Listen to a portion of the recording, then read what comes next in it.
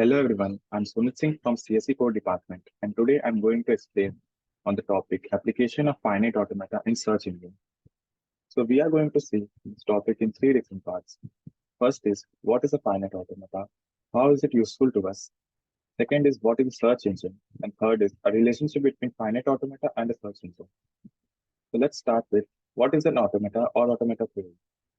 So the word automata comes from the Greek word which means self-making. An automata is an abstract self-propelled computing device which follows a predetermined sequence of operations automatically. In simple terms, it is an abstract machine, a kind of idea which exists in theory and not necessarily in reality. It follows some set of rules defined by some mathematical model with which it can function without the supervision of a human. An automata theory is study of different types of automata, collectively known as automata, and what computation they can do.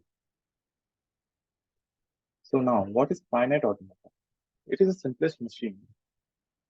It runs on a very basic principle. Any system that is at each moment in one of finite number of discrete states and moves among the states in a predictable way in response to an individual input signals can be modeled by a finite automata. So basically, it is a machine which contains some finite number of states with each state reacting to an input to choose next one. Understanding the finite automata. As discussed earlier, it is a machine which has finite states and those states pick the next path depending on the input. So basically, there are two types of finite automatas. First one is the deterministic finite automata, and second is non-deterministic finite automata. DFA can be best described and understood as one machine. NFA is like multiple small machines that are performing computational activities at the same time. All DFAs are derived from NFAs. So in this example, we can see the difference between an NFA and a DFA. So here there is an NFA for substring that starts and ends with A. So in this picture given, we have three states. It looks so complex. A state can have more than one path to choose for same input. No trap state needed for NFA. Now for DFA, we have four states. It also looks more complex. A state can only have one path to choose for given input. And here we needed a trap state. But how is finite automata any useful to us? It is used to recognize patterns. It takes the string of a symbol and input and changes it to state accordingly. When the desired symbol is found, then the transition occurs.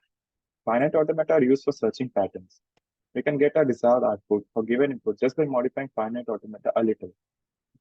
We can use above properties in numerous daily life problems like given below.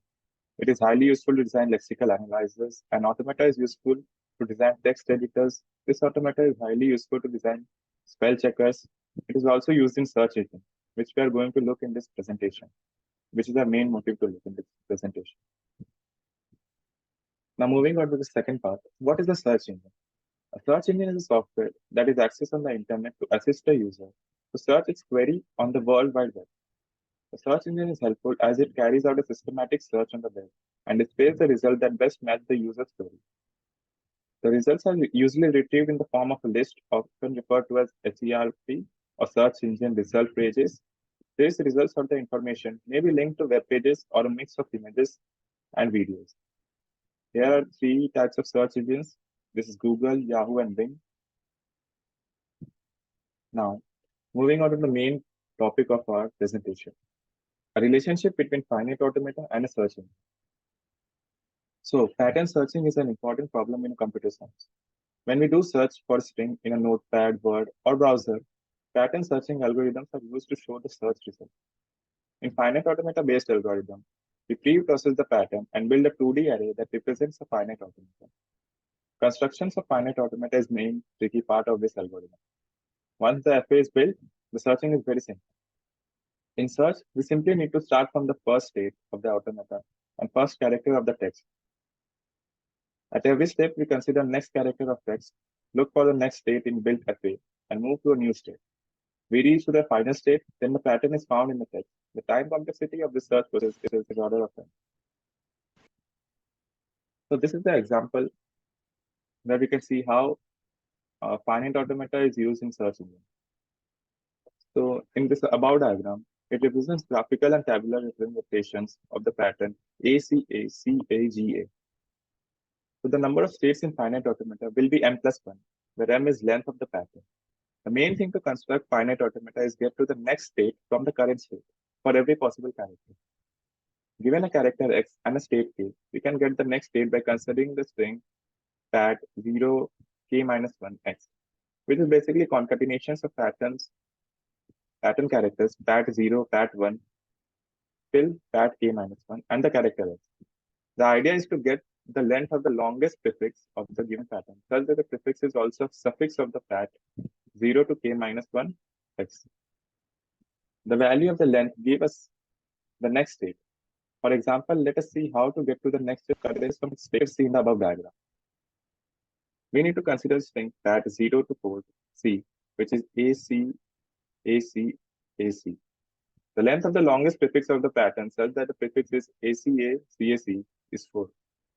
So the next state from state 5 is 4 for character C. In this way, we are implementing finite automata in search engines, which makes it very easier to search. Thank you guys for all your time, and I hope that this presentation is helpful for you.